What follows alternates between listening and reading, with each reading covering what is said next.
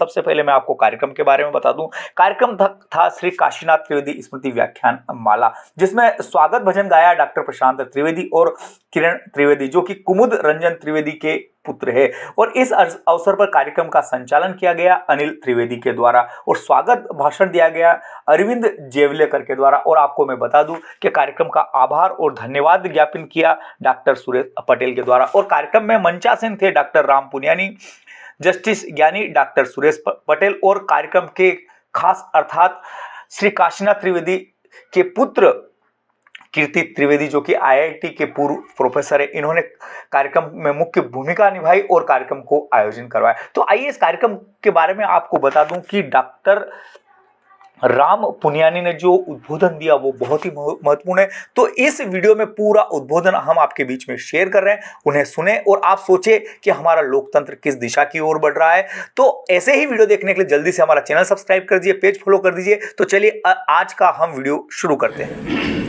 और प्यारे दोस्त, पहले तो मैं बहुत भावविभोर हूँ कि मेरे मित्र कीर्ति त्रिवेदी के पिताजी काशीनाथ जी के बारे में और ज़्यादा जानकारी लेकर मुझे बहुत खुशी हुई। और उनका एक समर्पित जीवन जो लेखक के रूप में गांधीवादी विचारों से प्रभावित कार्य करने में जो उनका जीवन उन्होंने व्यतीत किया, उस कार्यक्रम में आने का मुझे सौभाग्य मिला। इसके लिए मैं आपको धन्यवाद देता हूँ। और एक थोड़ी सी मैं दुविधापूर्ण बात से अपनी बात शुरुआत करूँगा। अभी इन्होंने मेरा परिचय देते हुए पहले कह दिया इतिहासकार, तो आपके दिमाग में कुछ घंटी बजी क्या? आईआईटी क्या है, इतिहास क्या है? ये मैं जानबूझ कर कह रहा हूँ। वो इसलिए कि कई लोग मेरी आलोचना करते हैं कि तुम अपने आप को इतिहासकार के रूप में प्रस्तुत करते हो, तुम तो इतिहासकार हो नहीं। बिल्कुल सही, मैं पेशे से इतिहासकार नहीं हूँ। पेशे से वो जैसे कहते हैं ना अंग्रेजी में रोलिंग स्टोन, तो डॉक्टर बना, एमडी किया, आईआईटी में नौकरी करनी पड़ गई, वो भी समझ लीजिए एक वाक्य में अर्थ है, पड़ गई। करना कुछ तो और था, कहीं और चले गए, फिर बायोमेडिकल में चले गए। फिर हुआ 6 दिसंबर 1992। 6 दिसंबर 1992 का आफ्टर मार्थ, उसका प्रक्रिया अभी भी दिख रही है। अभी जब हम कीर्ति जी के घर से आ रहे थे तो रास्ते में उन्होंने बताया कैसे उग्र कलर के झंडे जगह जगह लगे हुए हैं। और अभी अभी भगवान राम की प्राण प्रतिष्ठा की गई, उसके मौके पर पूरे देश में इस प्रकार से झंडे लगे। तो 6 दिसंबर 1992 को केवल मस्जिद ही नहीं गिरी, मेरे अंदर कुछ गिर गया। और मेरे अंदर क्या गिरा? मेरे अंदर जो गिरा वो ये था कि ये जो हुआ है ये केवल एक स्ट्रक्चर पर, मस्जिद पर हमला नहीं है, ये भारत के संविधान पर होने वाला एक बहुत बड़ा हमला है। भारतीय संविधान जो सब लोगों को उसका पहला वाक्य याद कीजिए, और मैं निवेदन करूंगा, भारतीय संविधान की बात हम लगातार करते हैं और भारतीय संविधान का प्रियम्बल बार बार पढ़ के आत्मसात करने की कोशिश करना चाहिए। और उसमें जो 3-4 शब्द हैं, स्वतंत्रता, समता, बंधुता और न्याय, स्वतंत्रता, समता, बंधुता और न्याय, इनमें जो है कि हमारे चीज़ों पर जो खतरे चले हैं उसमें इतिहास का बहुत प्रयोग किया गया, प्रयोग नहीं उपयोग किया गया। और वही उपयोग था कि एक तरफ तो ये कहा गया कि भाई ये बाबर नाम का विदेशी, अब खैर थोड़ा सा सवाल भी करना चाहिए तार्किक सोच के आधार पे। मैं आपसे पूछना चाहता हूँ, ये देश विदेश की कल्पना कब से आई? वीसा, पासपोर्ट आने जाने के लिए कब से लगा? सोचिएगा, मुझे भी ज़्यादा नहीं मालूम। आर्य लोग जब इधर स्टेपिस माउंटेन से आए थे, कोई वीसा लेकर आया था? 65,000 साल पहले सबसे पहले यहाँ साउथ अफ्रीका से लोग आए थे। जानकारी दे दूँ आपको, पॉपुलेशन जेनेटिक्स की स्टडीज बताती हैं कि भारत में सबसे पहले जो लोग आए थे वो साउथ अफ्रीका से आए थे 65,000 साल पहले। अब देश विदेश की कल्पना तो बहुत बाद में आती है।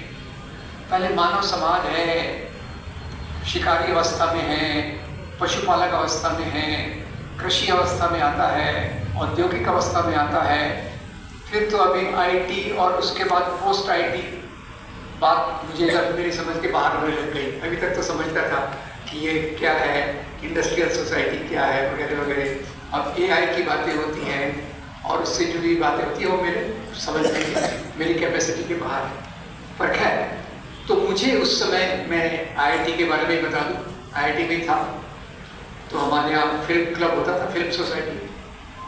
तो वहाँ 6 दिसंबर के बाद जय श्री राम के नारे सुनाई देने लग गए। एक नो प्रॉब्लम, घर पे में हम जब सुबह उठते थे माँ पिताजी को राम राम, जय श्री राम ऐसा कहते थे, अच्छा लगता था। पर ये जय श्री राम में कुछ अलग छुपा हुआ था। ये वो जय श्री राम नहीं था जो स्नेह से मैं अपनी माता से कहता था, अपनी चाची से कहता था या पिता से कहता था। इसमें कुछ एक आक्रमण छिपा हुआ था। और उसी के साथ दूसरा एक नारा है, बाबर की औलाद, जाओ इधर या जाओ उधर। ये इधर उधर मैं नहीं बता रहा, आप शायद इशारा समझ गए होंगे। इधर यानी पाकिस्तान, उधर यानी कब्रिस्तान। खैर, इधर उधर के अपनी अपनी परिभाषा होती है। अब मुझे लगा ये बाबर कहाँ से आ गया, 500-600 साल तक कब्र में था, उसको कैसे जिंदा किया गया। तो बाबरी मस्जिद का सवाल आया। तो बाबरी मस्जिद का सवाल आया, क्यों आया, ये मैंने सोचना चालू किया। और उसके आधार पर उसी समय मुंबई में हम थे, आईआईटी कैंपस में 15-20 दिन तक दुबके रहे।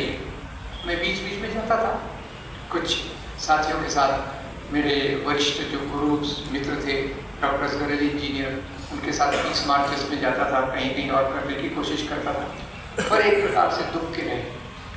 और उस समय जो हिंसा मुंबई ने देखी, उसने भी मुझे हिलाकर रख दिया। मैं पूरी ईमानदारी के साथ कहूँगा कि उस समय तक मेरा पूरा इरादा था कि मैं मजदूर आंदोलन से जुड़कर मजदूरों के आंदोलन अधिकारों के लिए काम करूँगा। 6 दिसंबर 1992 को मुझे लगा कि ये जो मजदूर आंदोलन है, बाकी स्त्री आंदोलन है, आदिवासी आंदोलन है, महिला आंदोलन है, ये तभी चल सकते हैं जब हमारी लोकशाही जिंदा रहे। ये मेरी छोटी सी समझ, बहुत बड़ा मैं समाजशास्त्री नहीं हूँ, छोटी सी समझ कि सामाजिक आंदोलन तभी सफल हो सकते हैं जब लोकतंत्र हो। और इन्हीं आंदोलनों के माध्यम से समाज बदल सकता है। ये दूसरी बात मेरी छोटी सी समझ। तो लगा अगर लोकशाही पर, लोकतंत्र पर इस प्रकार के हमले हो रहे हैं और समाज में इस प्रकार से दंगे हो रहे हैं, सॉरी, ये दंगे होते हैं या करवाए जाते हैं? क्या कहते हैं? करवाए। जवाब देने में कोई पास फेल का सवाल नहीं। मुझे ये कि मैं आईआईटी में प्रोफेसर था, आपको फेल करके जाऊंगा, सभी पास है। मैं लोगों की राय जानना चाहता हूँ कि आपको क्या लगता है, दंगे करवाए जाते हैं? नंबर 1, दंगे ऐसे करवाए जा सकते हैं? नहीं, दंगे तभी करवाए जा सकते हैं जब समाज में कुछ लोगों के खिलाफ नफरत फैलाई जाए। अगर नफरत न हो तो दंगे नहीं करवाए जा सकते, ये मेरा पूर्ण विश्वास है। और इसलिए मैं याद करता हूँ महात्मा गांधी जब बात करते हैं प्रेम की, सद्भावना की, उनका मुख्य समझ यही थी, क्योंकि उन्होंने आखिर में जो आखिरी उपवास किया वो इसी के कारण किया कि हिंदू मुसलमान के बीच में जो दंगे करवाए जा रहे हैं ये हमारे लोकतंत्र के लिए ठीक नहीं है। और यही बात मुझे लगी। और उसके बाद मुझे इतिहास की किताबों में डूबना पड़ा। कई लोग मेरी आलोचना करने वाले कहते हैं, अरे क्या खुद को इतिहासकार कहता है? माफ कीजिए, मैं खुद को इतिहासकार नहीं कहता। मैं इतिहास को समझने की कोशिश कर रहा हूँ। क्यों? सरल बात यह है कि इतिहास के आधार पर नफरत फैलाई गई। इस नफरत के आधार पर दंगे करवाए जाते हैं। दंगों के कारण समाज में ध्रुवीकरण की प्रक्रिया, पोलराइजेशन की प्रक्रिया होती है, जिसके कारण सांप्रदायिक राजनीति मजबूत होती है। तो इसने मुझे मजबूर किया इन चीज़ों की तरफ जाने के लिए। फिर वैसे देखा जाए तो भारत का एक बहुत महान इतिहास रहा है, भारत की बहुत महान इतिहास की परंपरा रही है। हम बात करते हैं लोकतंत्र की, तो आप याद कीजिए भारत में गणराज्यों की परंपरा थी। गणराज्य क्या थे? छोटे छोटे राज्य थे जहाँ लोग खुद मिलकर तय करते थे हमारा राज्य कैसे चलेगा। और ग्राम स्वराज्य में जो गांधी जी ने कल्पना ली, खैर उनका तो बहुत महान विचार होगा, पर एक मैं कल्पना करता हूँ कि छोटे छोटे उस प्रकार के गण थे जो बड़े बड़े राजाशाही के बाजू में स्थित थे। और ज़्यादातर ये गणराज्यों में या तो जैन धर्म या बुद्ध धर्म का प्रचलन ज़्यादा था। खैर, तो ये एक बात है। अब दूसरा, भारत की महान परंपराओं को कैसे समझें, तो मैं उसके लिए छोटी छोटी चीज़ों का कुछ उदाहरण दूंगा कि कैसे यहाँ सदैव सभी धर्मों के लोगों के बीच में एक आदर, एक स्नेह रहा है। अब ये बात नहीं है कि भारत में कुछ झगड़े नहीं होते थे, हर एक समाज में झगड़े होते हैं, कुछ समस्याएं होती हैं, पर धर्म के नाम के ऊपर दंगे करना, झगड़े करना, ये आधुनिक प्रक्रिया है, ये मैं सिद्ध करके बताऊंगा। और उसके लिए मैं 2-3 और चीज़ें भी आपको बताना चाहूँगा। 2-3 और चीज़ों में सबसे पहले तो आपको याद दिलाऊंगा, एक दूसरे विचारक हैं, विचारक क्या, एक महान स्वामी हैं जिनको हमने सही तरीके से समझने की नहीं कोशिश की। उनका नाम है स्वामी विवेकानंद। स्वामी विवेकानंद पर एक बहुत अच्छी महत्वपूर्ण किताब आई है, फिलोसोफर ऑफ फ्रीडम। और उनका शिकागो स्पीच जो उन्होंने पार्लियामेंट ऑफ रिलीजन्स में दिया, उसको तो सब आपको याद होगा, कम से कम इतना तो याद होगा। वो स्पीच में सबसे ज़्यादा बात स्वामी विवेकानंद कहते हैं, मैं उस देश से आया हूँ, मैं उस देश से आया हूँ जिसने सभी धर्मों के लोगों का स्वागत किया। आज उन्हीं का नाम लेकर कुछ दंगे, कुछ नफरत फैलाने वाले लोग उन्हीं को अपना आदर्श मान के चलते हैं, ऊपरी आदर्श। अंदर से वो समझने की कोशिश नहीं करते कि स्वामी विवेकानंद ने भारत के इतिहास को किस प्रकार से देखा है। ये एक बात हो गई। और दूसरा एक और आपको याद दिला दूं कि भारत के गणराज्य में बनने के बाद एक राजा, एक सम्राट के 2 प्रतीक चुने गए। कोई मुझे बता सकता है कौन सा सम्राट? नो पास के सम्राट अशोक। सम्राट अशोक से क्या है चुना गया? अशोक चक्र। और अशोक के वो 4 लायंस जिनको अभी एक बहुत विक्षिप्त शेप देकर फिर से बनाया गया है। ये हमारे डिजाइनर तो ज़्यादा अच्छे बनाएंगे कि वैसे वो शेरों में कितना पहले स्नेह और प्यार दिखता था, अभी कितनी आंखें ममता दिखती थी। तो खैर, मैं बात कर रहा था सम्राट अशोक की। सम्राट अशोक ने भारत के इतिहास में एक बहुत विशेष स्थान बनाया है। क्यों? उन्होंने अपने शिलालेखों के माध्यम से अपनी नीतियों को बताया है। ये काल्पनिक माइथोलॉजी की बात मैं नहीं कर रहा, ये इतिहास होता है, शिलालेख है, उस पर सम्राट अशोक लिखते हैं, मैं इस राज्य का हूँ, इस पूरी प्रजा का पिता के रूप में हूँ और सबको निष्पक्षता से देखना मेरा धर्म है। हम वो धर्म का इस्तेमाल करते थे, मेरा धर्म है कि सब लोगों को मैं बराबरी से देखूंगा। तो उस समय कौन से धर्म थे? अशोक के समय अशोक ने तो खुद बुद्ध धर्म स्वीकार किया था, पर उस समय 4 धर्म मुख्य रूप से थे, वैदिक, आजीविका, जैन और बुद्ध। अलग अलग धर्म थे, पर उन्होंने कहा एक पालक के रूप में इन सबको मैं बराबर की नज़र से देखता हूँ। और इसी अशोक ने एक दूसरी बात की शुरुआत की थी, वो जिसको आज अंग्रेजी में कहते हैं वेलफेयर स्टेट। कोई इसका हिंदी में अनुवाद कर देगा तो मैं आभारी होगा। कल्याणकारी राज्य, वो हिंदी ऐसी है, इसके लिए माफी नहीं। कल्याणकारी राज्य की कल्पना की। और यात्री जो जाते थे रास्तों पर, उन्होंने शिलालेख में लिखा, रास्तों पर छायादार झाड़ लगाए जाएं, पीने के पानी का इंतजाम किया जाए, बच्चों की शिक्षा के लिए किया जाए, स्वास्थ्य के लिए किया जाए, ये अशोक उस समय लिखते हैं। और नो वंडर कि हमारे संविधान निर्माताओं ने उस महान सम्राट के इन सिद्धांतों को लिया। प्रतीकों को लेने से कुछ नहीं होता, सिद्धांतों के आधार पर चलने से ही समाज एक बेहतर दिशा में चलता है। खैर, अब ये भारत का इतिहास रहा है। क्यों? इसलिए नहीं कि उन्होंने मंदिर का उद्घाटन किया, बल्कि इसलिए कि उन्होंने वहां के जो शेख साहब हैं उनको एक मस्जिद की प्रतिमा भेंट में दी। एक मस्जिद की प्रतिमा भेंट में दी नरेंद्र मोदी ने वहां के शेख को। कौन सी मस्जिद है वो मस्जिद है केरल के मलाबार तट की चेरामन जुम्मा मस्जिद, जो 7वीं शताब्दी में बनाई गई। अब हमारे दिल में तो है, मुसलमान राजा मंदिर तोड़ते, मस्जिद बनाते, मुसलमान राजा जबरदस्ती से धर्मांतरण करते। अब ये जब नरेंद्र मोदी जी ने किया, मुझे अच्छा लगा। ये इस बात का प्रतीक है कि उस समय केरल में किसी मुसलमान राजा का राज्य नहीं था, तो मस्जिद कहां से आ गई? मलाबार तट पर अरब देशों से व्यापारी आते थे। इस्लाम के आने के बाद वो मुसलमान बन गए, इस्लाम को उन्होंने स्वीकार किया और वो आके यहाँ के लोगों से उनका मेल जोल हुआ और वहीं से भारत के इस्लाम की शुरुआत हुई। हमारी जो कल्पना है, कुछ लोग कहते हैं कि 11वीं शताब्दी के बाद से मुस्लिम आक्रांताओं ने जो उत्तर पश्चिम से आए, घोड़े पर बैठकर आए। उनके एक हाथ में तलवार थी, एक हाथ में कुरान थी। उन्होंने तलवार से लोगों को डराया, कुरान को स्वीकार कर लो नहीं तो तुमको खत्म कर देंगे।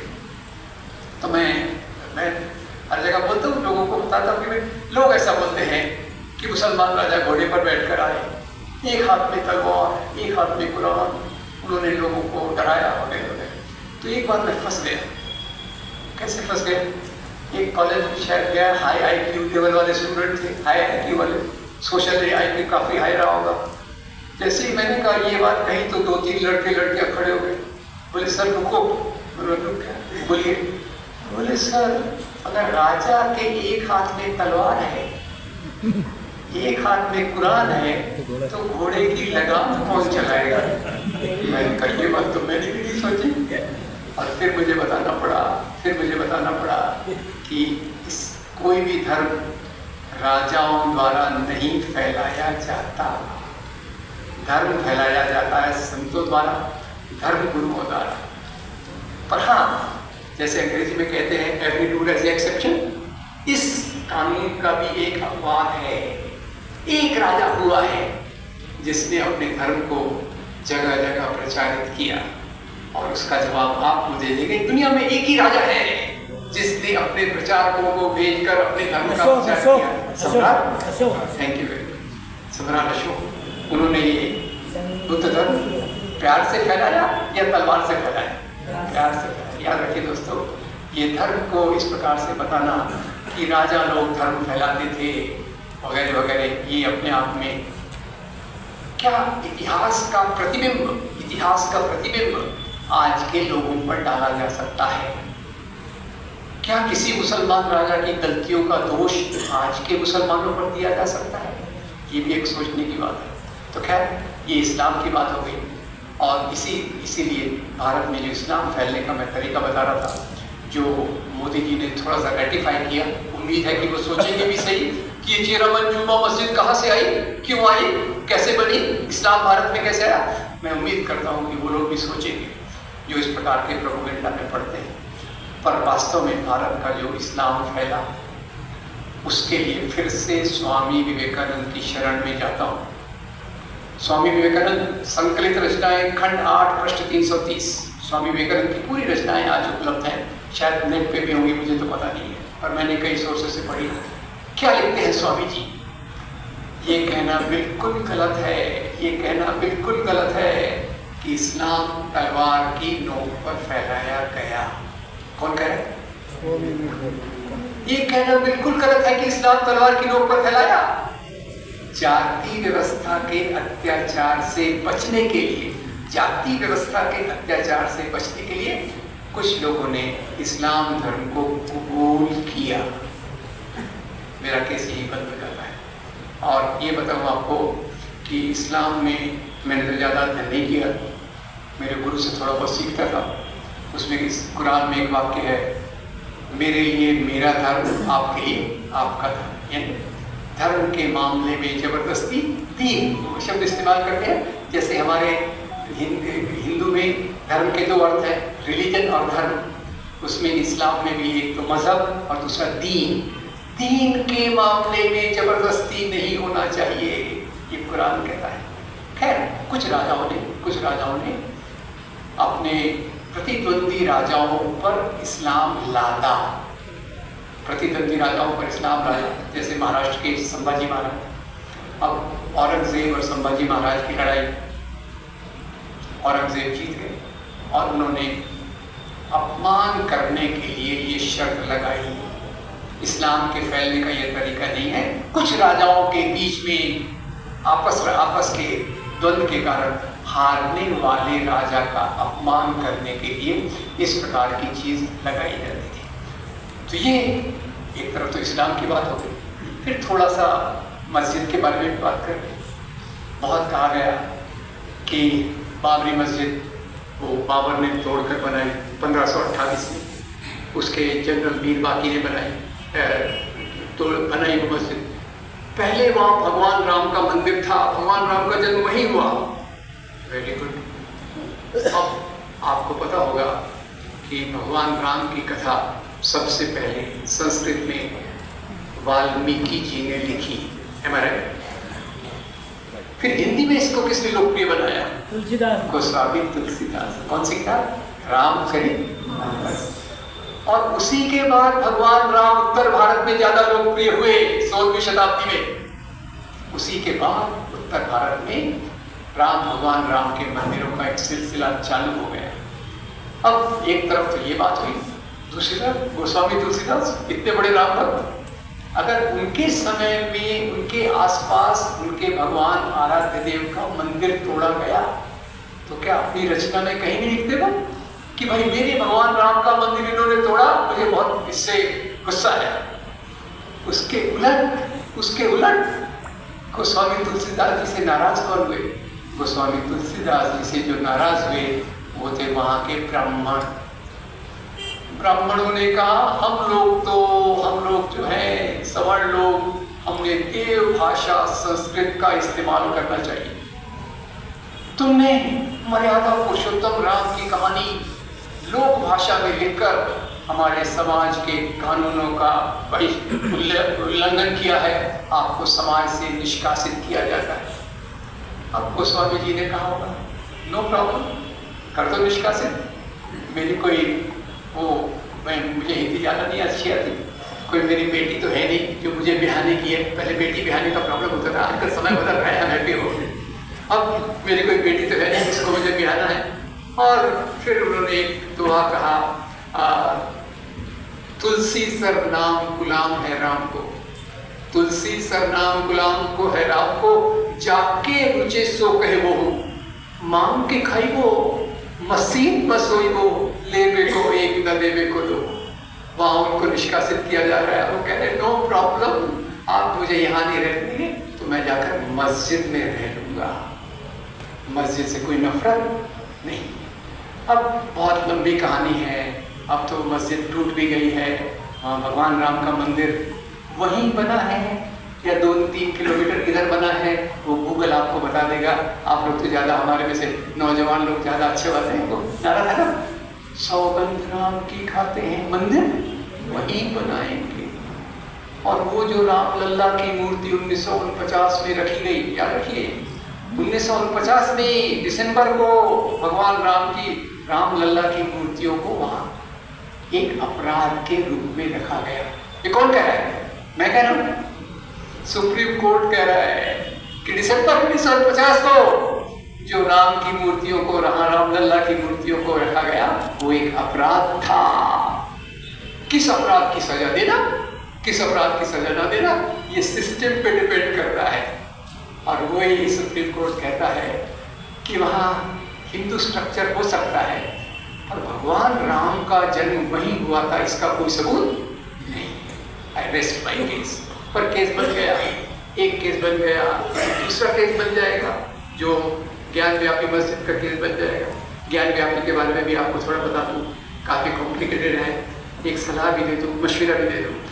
एक हमारे नौजवान दोस्त हैं, बहुत अच्छा काम करते हैं, अशोक कुमार पांडे, उनके द क्रेडिबल हिस्ट्री में अभी एक वीडियो आया है इस पर ज्ञान व्यापी मस्जिद का, और मुझे थोड़ा सा पता है ज्ञान व्यापी मस्जिद का। और ज्ञान व्यापी मस्जिद के बारे में इतना बता दूँ कि जो औरंगजेब इस देश का सबसे बड़ा विलन है। मैं सवाल पूछना भूल गया, तो आप सो जाएंगे, आपको सोने नहीं देना मुझे। बताइए, इस देश में होने वाले राजाओं में सबसे खराब, खतरनाक, खूंखार, हिंदू विरोधी राजा कौन था? राजा नहीं, कौन था? जनरली लोग औरंगजेब जवाब। बादशाह बोलो ना। अशोक, अशोक को कलिंगा के बाद बदल गया, अशोक का नाम कोई लेता नहीं, आपने लिया है, धन्यवाद। पर यही बात मैं पाकिस्तान में भी एक बार गया था, गरीब पाकिस्तान में गया था, सकुशल लौट आया। सकुशल लौट के आया, मेरा वजन भी बढ़ गया था। पंजाबी जबान है, वहाँ का खाना खाना वगैरह खा के मजा आ गया, थोड़ा वजन भी बढ़ गया। पर वहाँ मैंने बात को उलट दिया, और वहाँ पूछा करता था, बताइए यहाँ होने वाले राजाओं में सबसे अच्छा, सबसे धार्मिक, सबसे महान राजा कौन था? क्या जवाब मिलता था? औरंगजेब। अब ये जहाँ तक विश्वनाथ मंदिर का सवाल है, विश्वनाथ मंदिर के बारे में कांग्रेस के पूर्व अध्यक्ष और इतिहासकार, वास्तविक इतिहासकार डॉक्टर पट्टाभी सीतारमैया की एक किताब है feathers and stone. Feathers and stone में वो लिखते हैं कि एक बार औरंगजेब का कारवां काशी के पास से गुजर रहा था, और उसके बाद वहाँ रानियाँ भगवान के दर्शन करने गई। जब वापस आई तो एक रानी कम थी, और उसके साथ कुछ दुष्कर्म उस मंदिर में हुआ, इसलिए उस मंदिर को तोड़ा गया और उसको फिर से बनाया गया। ये डॉक्टर पट्टाभी सीतारमैया का ये है, और अशोक कुमार पांडे का जो वीडियो है वो मैं आपको बता रहा हूँ, तो देख लीजिएगा। एनीवे, अब मंदिर मैं मान के चलता हूँ हाइपोथेसिस कि औरंगजेब ने वो मंदिर तोड़वाया, ठीक है, मान लिया। पर फिर ये बताइए कि औरंगजेब ने बाकी मंदिरों को दान क्यों किए? एक्सक्यूज मी, एक किताब है डॉक्टर विशंबरनाथ पांडे की, farmans of king Aurangzeb. Farmans of king Aurangzeb में डॉक्टर विशंबरनाथ पांडे क्या करते हैं, उत्तर भारत के बहुत सारे हिंदू मंदिरों में पुजारियों के पास जो फरमान रहते हैं उनको वो जमा करते हैं, और उसको एक किताब के रूप में प्रकाशित करते हैं। किताब फरमान्स ऑफ किंग औरंगजेब। मेरी मेमोरी बहुत अच्छी नहीं है, पर आपको बता दूं 3-4 मंदिरों के नाम जिसको औरंगजेब ने दान दिए। अभी आपको याद होगा हमारे महाराष्ट्र में ऑपरेशन लोटस हुआ था, याद है? तो हमारे वो कुछ शिवसेना के क्या बोलते उसको MLAs आसाम गए। आसाम में वो एक मंदिर के दर्शन करने गए, उसका नाम है कामाख्या देवी का मंदिर। वहां बाहरी प्लाक लगा हुआ है, इस मंदिर को औरंगजेब ने इतना दान दिया। फिर भी MLAs अंदर गए होंगे, वापस नहीं आए होंगे इस कारण से। औरंगजेब का उपयोग दूसरी जगह करना रहता है, मंदिर का समय अपना आशीर्वाद में नहीं रहता है। फिर नौजवानों के लिए बता रहा हूँ, वो अपनी मतलब वो जो बहुत लोकप्रिय एक्टर है ना आलिया भट्ट, रणबीर कपूर, वो बेचारे उज्जैन में एक मंदिर कौन सा है? महाकाल का मंदिर। महाकाल के मंदिर में उनके लिए नो एंट्री का बोर्ड लगा दिया। नो एंट्री का बोर्ड क्यों लगाया भाई? रणबीर कपूर ने कहा मैं तो बीफ खाता हूँ, आपका बीफ पर भी आऊँगा, स्वामी विवेकानंद जी को आपके सामने प्रस्तुत करूँगा। और आलिया भट्ट की माँ तो मुसलमान है, तो इनको कैसे आने दे सकते हैं? उस महाकाल के मंदिर को भी औरंगजेब ने दान दिया। उत्तर प्रदेश में वृंदावन में भगवान कृष्ण के मंदिर को भी औरंगजेब ने सोने के आभूषण डाल दिए। अब मैं बड़ा कंफ्यूज हूँ, मंदिर तो तोड़े गए, क्यों तोड़े गए? धर्म के लिए या किसी और चीज के लिए? तो इसके लिए बहुत सारे उदाहरण मैं दे सकता हूँ, पर नहीं दूंगा। इतना बताऊंगा कि ज़्यादातर हिंदू राजाओं ने भी मंदिर तोड़े। ये ख्याल कीजिएगा, ये बात आपको आश्चर्य होगी। और कवि कल्हण की किताब है राज तरंगिणी। कवि कल्हण की किताब राज तरंगिणी में कवि कल्हण लिखते हैं 11वीं शताब्दी के राजा हर्षदेव ने कश्मीर में अपने राज्य के दौरान एक नए अधिकारी की नियुक्ति की, नई पोस्ट क्रिएट की। क्या था इस पोस्ट का नाम? इस पोस्ट का नाम था देवोत्पतन नायक। देवोत्पतन नायक। 3 शब्द है इसमें, बताइए कौन कौन से शब्द है? संधि विच्छेद की परीक्षा ले रहा हूँ। पहला शब्द देव, दूसरा उत्पतन उखाड़ना, तीसरा नायक अधिकारी। वो अधिकारी जो भगवत देवताओं की मूर्तियों को उखाड़े, उसका अपॉइंटमेंट कौन कर रहा है? हिंदू राजा। आगे ये लिखा है भैया वही मूर्तियां उखाड़ कर लाना तो सोने चांदी की बनी हो। वही मूर्तियां उखाड़ के लाना जिसमें हीरे जवाहरात जड़े हो। पत्थर की मूर्तियां आम लोगों के लिए छोड़ देना। Very simple. संपत्ति के लिए मंदिर तोड़े गए हिंदू राजाओं द्वारा, मुस्लिम राजाओं द्वारा। एक दूसरे से बदला लेने के लिए भी मंदिर तोड़े गए। रिचर्ड ईटन की किताब है टेम्पल डिस्ट्रक्शंस इन प्री ब्रिटिश इंडिया। उसे बताते हैं 2 हिंदू राजा आपस में लड़ते थे। कभी हिंदू राजा आपस में लड़ते थे या नहीं? लड़ते थे। मुसलमान राजा, क्रिश्चियन राजा, 2 हिंदू राजा आपस में लड़ते। जीतने वाला हिंदू राजा हारने वाले हिंदू राजा के कुल देवता की मूर्ति को तोड़कर खुद के कुल देवता की मूर्ति को वहां पर स्थापित करता था। क्यों? हिंदू धर्म का अपमान करने के लिए या राजा का अपमान करने के लिए? राजा का अपमान करने। बहुत सरल बात है और इसको आज हमने बदल दिया। अब इसमें बताओ, इसमें ट्रिक क्या है? क्या क्यों हुआ? क्यों हुआ उसके कारण बताना चाहता हूँ। और ये हुआ अंग्रेजों के आने के बाद। मेरी समझ है भारत में धर्म के नाम की राजनीति, सांप्रदायिकता, इसका जो उगम हुआ अंग्रेजों के आने के बाद। क्यों? 1857 की क्रांति, 1857 रिवॉल्यूशन याद है आपको? चिंगारी किसने लगाई? मंगल पांडे। नेतृत्व किसने किया? बहादुर शाह जफर। बहादुर शाह जफर के साथी कौन से थे? तात्या साहब टोपे, नाना साहब पेशवा, झांसी की रानी। हिंदू मुसलमान मिलकर अंग्रेजों के खिलाफ लड़े। अंग्रेजों की सत्ता डगमगा गई तो कौन सी नीति लगाएंगे? फूट डालो और राज करो। फूट डालो और राज करो। इन्होंने राजा के राज्य को सत्ता संपत्ति के बदले धर्म से जोड़ दिया। उसने ये क्यों किया? क्योंकि वो मुसलमान था। इसलिए ये क्यों किया? वो हिंदू था। और उसने वो क्यों किया? वो राजा था। इसने क्यों किया? क्योंकि वो राजा था। इसके बदले उन्होंने धर्म को बीच में ले आया। और यही फिर से मैं बाबरी मस्जिद को ले आता हूँ। बाबरी मस्जिद का विवाद कैसे शुरू हुआ? एक थी मिसेस A.F. बेवरिज, ये आपको उल्लेख मिलेगा S. गोपाल की किताब एनाटॉमी ऑफ कन्फ्रंटेशन में। क्या किया मिसेस बेवरिज ने? बाबरनामा का अनुवाद किया। बाबरनामा का जब उन्होंने अनुवाद किया तो उसमें उन्होंने अयोध्या का वर्णन किया। अयोध्या के वर्णन के साथ बाबरी मस्जिद का वर्णन किया और एक फुटनोट डाल दिया। ख्याल कीजिए, फुटनोट क्या था? फुटनोट, शायद यहाँ पहले मंदिर रहा होगा, प्रमाण नहीं है, सबूत नहीं है। एक डाउट, शंका डाल दी। बाद में वो शंका बदल के बिल्कुल कंफर्मेशन में आ गई और 2 कम्युनिटीज में झगड़ा लगाने के लिए सफलता हो गई।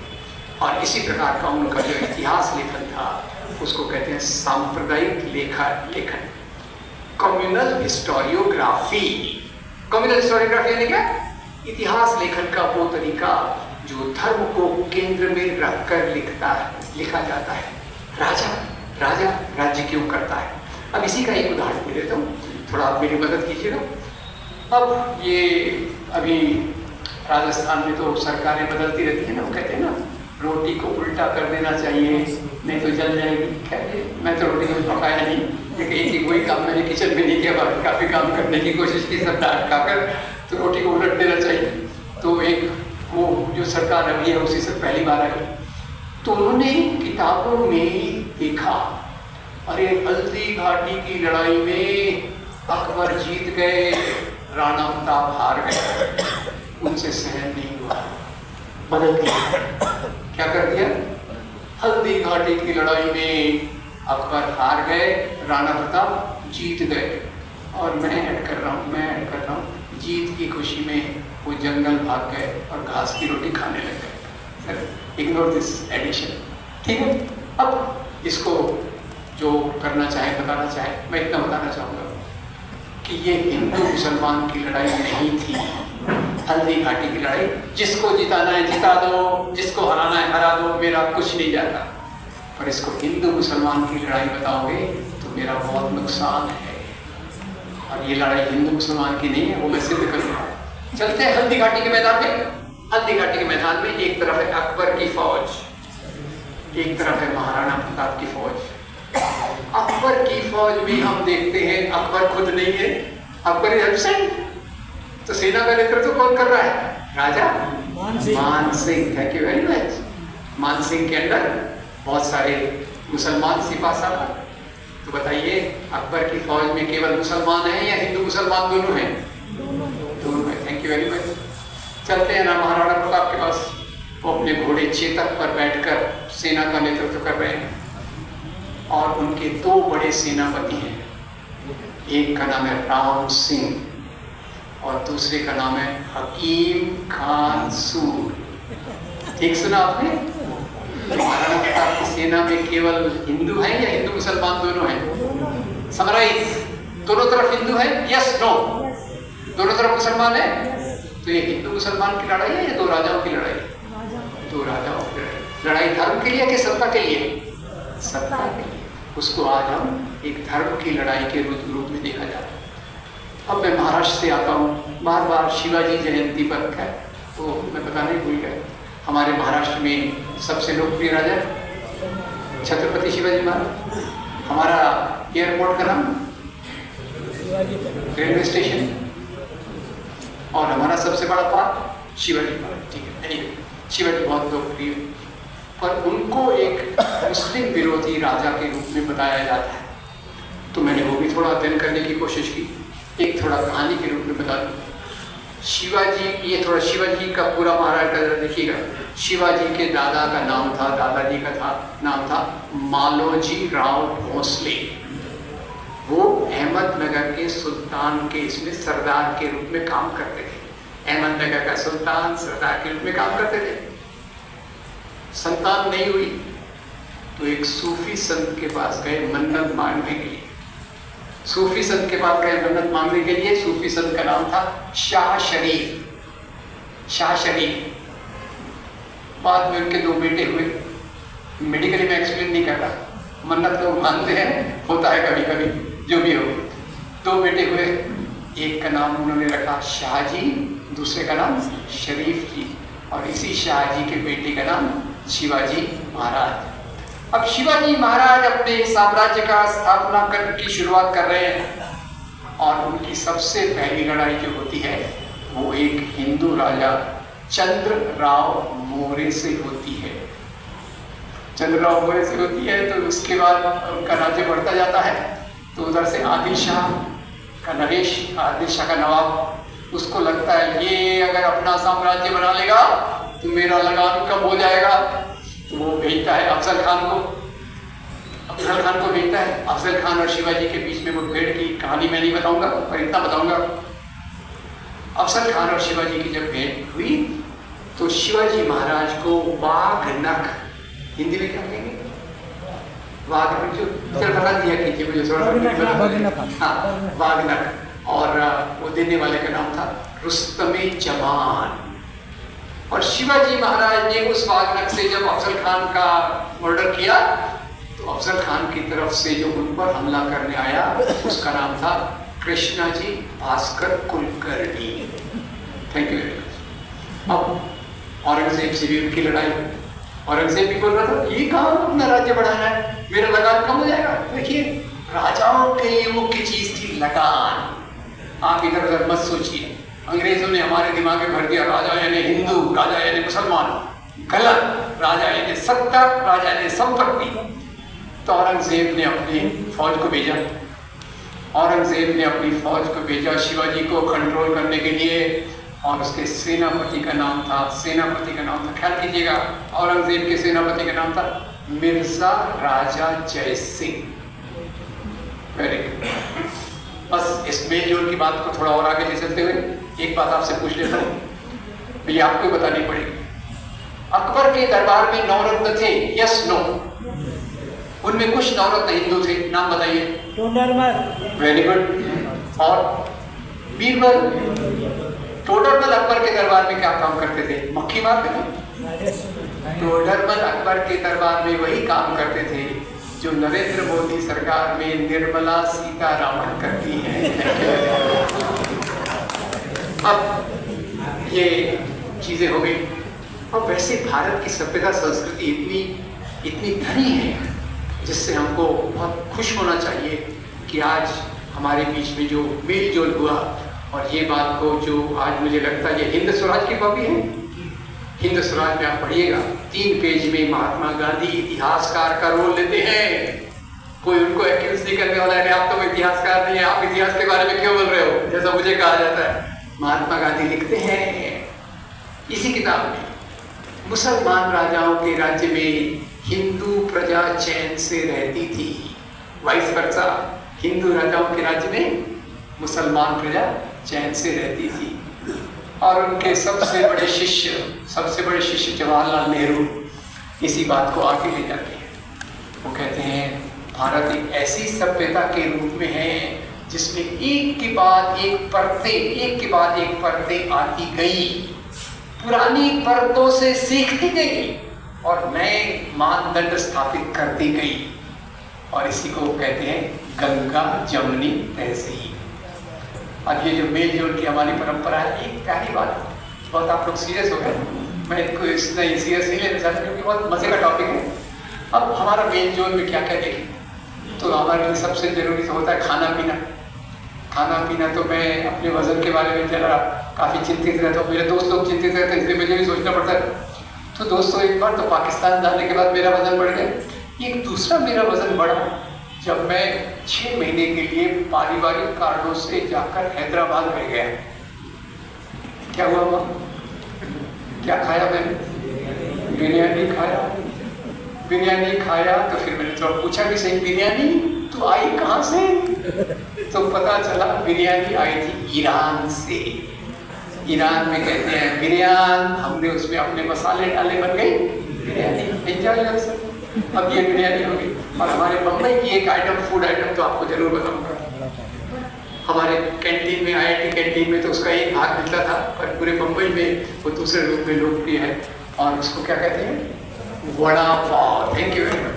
वड़ा पाव को आंखों के सामने रखिए, कल्पना में पहले तो आपके मुंह में पानी आएगा, उसके बाद क्या होगा? बाहर दिखेगा वो पाव आया था अफगानिस्तान से, अंदर बना है बड़ा बनता है चने की दाल से। चने की दाल आई मेक्सिको से, उसके अंदर डालते हैं आलू आया था स्पेन से, और स्वाद के लिए उसमें डालते हैं अदरक वहां से आई चीज जहां से आजकल प्रायः सभी चीजें आती हैं, ओरिजिनल डुप्लीकेट दोनों। वेरी गुड, आपको तो सब पता है। तो ये इतना मेल जोल से हमारा खाना पीना बना।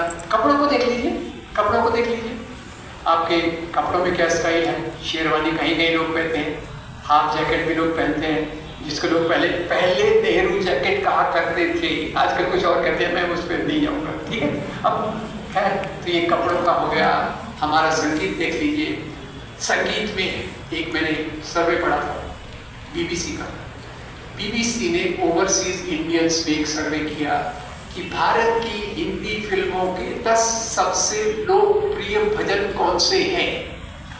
भारत की हिंदी फिल्मों के 10 सबसे लोकप्रिय भजन कौन से हैं, उसमें 10 भजन आए, और विश्वास कीजिए मेरे दोस्तों, उन 10 भजनों में गाने वालों में 7 भजन मोहम्मद रफ़ी ने गाए, 6 भजन लिखने वाले शकीब बदायूनी और साहिर लुधियानवी, और मेरा सबसे प्रिय भजन उसमें जो था, मेरी जनरेशन के कुछ लोग बैठे हैं तो उससे प्रेरित होकर मैं कह रहा हूँ, सबसे मेरा जो लोकप्रिय उसमें आया, वो था मन तड़पत हरि दर्शन को आज, मन तड़पत हरि दर्शन को आज। लिखने वाले का नाम शकील वैलानी, गाने वाले का नाम मोहम्मद रफी, संगीत देने वाले का नाम Naushad Ali. Thank you very much. और मेरे बहुत ज़्यादा शौक तो नहीं है, पर शास्त्रीय संगीत सुनने में मुझे अच्छा लगता है, माइंड काफ़ी पीसफुल हो जाता है। तो एक मेरे बहुत लोकप्रिय संगीतकार थे, वो शहनाई बजाते थे, अभी नहीं थे, शहनाई बजाते थे, क्या नाम? बिस्मिल्लाह खान। कहाँ रहते थे? हिंदुओं की पवित्र नदी वाराणसी, काशी, बनारस में हिंदुओं की पवित्र नदी गंगा के किनारे हिंदू मंदिरों की सीढ़ियों पर बैठकर उन्होंने अपने संगीत का सृजन किया। यह है मेरा इंडिया, जहां दोनों चीजों की मेल को आप देखते हैं। और आज धर्म के नाम पर खून की नदियां बहाई जा रही हैं, पर इसी धर्म के आधार पर, इसी धर्म के नैतिक मूल्यों के आधार पर कुछ लोगों ने समाज के अलग अलग तत्वों को जोड़ा। और ये दो परंपराएं मैं बताना चाहूंगा। मेरे सबसे प्रिय कवि जो हैं संत कबीर, बताइए, संत कबीर को मानने वाले हिंदू थे, मुसलमान थे या दोनों थे? दोनों थे। हमारे महाराष्ट्र में एक वारकरी परंपरा चलती है। वारकरी परंपरा में भगवान कृष्ण को विठोबा के रूप में देखा जाता है। ईंट पे खड़े हैं, क्योंकि उनके भक्त के पास फर्नीचर नहीं है, तो वो ईंट पे खड़े हो जाते हैं। और इस वारकरी परंपरा में इस बार मैंने देखा, उसमें भाग लेने वाले शेख मोहम्मद के बहुत सारे मानने वाले मुसलमान थे। वारकरी परंपरा विठोबा की मानने वाले मुसलमान। तो सूफी परंपरा, भक्ति परंपरा, इनके मूल्यों को सबसे बेहतरीन जो दर्शाया है वो संत कबीर का एक दोहा है, वो मैं जरूर आपको पढ़ना चाहूँगा। मेरी हिंदी को जरूर माफ कर दिया कीजिएगा। क्या लिखते हैं संत कबीर? पोथी पढ़ पढ़ जब हुआ, पंडित भयानक हो गए, ढाई आखर प्रेम का पढ़े सो पंडित हुए। यह धर्म की वास्तविक व्याख्या, जहाँ आप धर्म को नैतिकता के रूप में देखते हैं। और यही बात महात्मा गांधी ने भगवान राम के बारे में कही थी। भगवान राम के भी बहुत रूप है, बहुत रूप है। कबीर का राम एक पूरे विश्व की आत्मा के रूप में है, गांधी का राम नैतिकता के रूप में है, और खैर अभी का राम का जो रूप है वो एक अलग है। तो कोई चीज़ में अपने आप में मूल्य नहीं होता, उसमें हम क्या डालते हैं, हम किन मूल्यों की प्रतिष्ठा करते हैं, उस पर उसका अर्थ टिका रहता है। तो कौन सा राम आपको चाहिए? मुझे चाहिए कबीर और गांधी वाला राम, वो राम मुझे लौटा दो। भारत में एक तरफ सांप्रदायिक राजनीति की बात करें, सांप्रदायिक राजनीति ये लोकशाही के लिए सबसे बड़ा खतरा है। आपको बता दूं, लोकशाही के खतरे कई प्रकार से आते हैं। एक खतरा जैसे होता है कि धार्मिक स्वतंत्रता नहीं होती है, फ्रीडम ऑफ एक्सप्रेशन नहीं होता है। उसके डिटेल्स में मैं नहीं जाऊँगा, आज देश में क्या हो रहा है वो सब आप मेरे से अच्छा जानते हैं। धर्म के मामले में दूसरी जगहों पे जगह जगह बिखरे हुए क्रिश्चियन प्रेयर्स को किस प्रकार से तोड़ा जाता है। और खैर अभी तो एक कुछ दिन में आरफा खानम शेरवानी का एक वीडियो देख रहा था, वो बता रही थी कि करीब 4 महीने पहले एक जुलूस जा रहा था। आपको पता होगा रामनवमी पे जुलूस निकालते हैं, और आजकल वो हथियार लेके भी निकाले जाते हैं। और वो लोग ज़्यादातर कौन से एरिया में जाके नाचते हैं? मस्जिद के सामने। एक्चुअली कोई बोलते हैं कि मस्जिदें ज़्यादा बनवा दो, इनको नाचने के लिए आसानी होगी, मस्जिदों के सामने नाचते हैं। और खैर उसमें क्या हुआ, जुलूस पर किसी ने आरोप लगाया कि किसी ने थूका है, तो तीन मुसलमानों को पकड़ा गया कि तुमने थूका, जेल में डाला गया, सब प्रोसेस डालकर 3 महीने तक कोई चार्जशीट नहीं, उसके बाद इनको छोड़ दिया गया। तो ये है हमारी धार्मिक स्वतंत्रता। खैर उसके बारे में फ्रीडम ऑफ एक्सप्रेशन के बारे में भी मैं क्या कहूँ, मुख्य रूप से मैंने बताना चाहता हूँ कि धर्म एक नैतिकता का मूल्य है, पर इसी धर्म के नाम पर वो राजनीतियाँ खड़ी हुई हैं जिन्होंने समाज में दूरियां बनाई। अब ये कैसे हुआ? अंग्रेज आए, अंग्रेजों के आने के बाद, अच्छा ये थोड़ा सा आपको जवाब देना पड़ेगा, सॉरी फॉर दिस। बताइए अंग्रेज लोग यहाँ क्यों आए? व्यापार करने। Very good. व्यापार करने के रुक गए क्या भाई? कंपनी प्रॉफिट में है, चलो घर चलते हैं। क्या क्या बात उन्होंने? शासन। शासन के बाद क्या किया? हमारी संपत्ति लूट कर ले गए। ये 3 चीजें उन्होंने की। अब खैर तो हमारी गुलामी का पीरियड कौन सा होता है वो भी बता दो, क्योंकि हमारी गुलामी की बहुत सारी परिभाषाएं हो गई है। अब पता होगा ना, वो एक बहुत बड़ी एक्टर है, उसने क्या था, हमको आज़ादी कब मिली? 2014 में मिली। खैर तो इसलिए गुलामी की परिभाषा भी मैंने सोचने में मजबूर हो गया।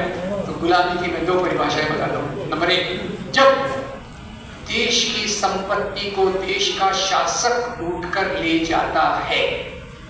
देश की संपत्ति को देश का शासक लूट कर ले जाता है। पहले भी बहुत सारे मुसलमान राजा संपत्ति लूट कर चले गए, पर जिन मुसलमान राजाओं ने यहाँ शासन किया वो यहाँ की संपत्ति लूट कर नहीं ले गए।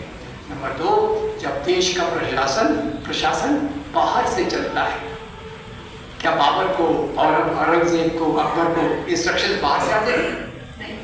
तो ब्रिटिश यहाँ आए, उसी से हमारी गुलामी का पीरियड चालू होता है। और उन्हीं के जाने के बाद भारत को आज़ादी मिली। वो जो बहुत बड़ी एक्टर है ना, जब बोलती है 2014 में आज़ादी मिली, कभी आपको मिले तो उसको बता देना भैया गुलामी का ये मतलब होता है। वो गुलाम आज़ादी 15 अगस्त 1947 को मिली। हमारी आत्मा 26 जनवरी 1950 को बनकर तैयार हुई भारतीय संविधान के रूप में। खैर अंग्रेज आए, बहुत सारे परिवर्तन लाए, बहुत सारे परिवर्तन। समय के साथ भी परिवर्तन आते हैं और कुछ शासकों की मर्जी के लिए, शासकों की इच्छा के लिए भी आते हैं। अंग्रेजों को संपत्ति लूट के ले जाना था तो पहला परिवर्तन लाए लूटने के लिए। जैसे इंदौर से कुछ ले जाना है लंदन, तो इंग्लैंड, इंदौर से पहले कहाँ ले जाएंगे? बॉम्बे।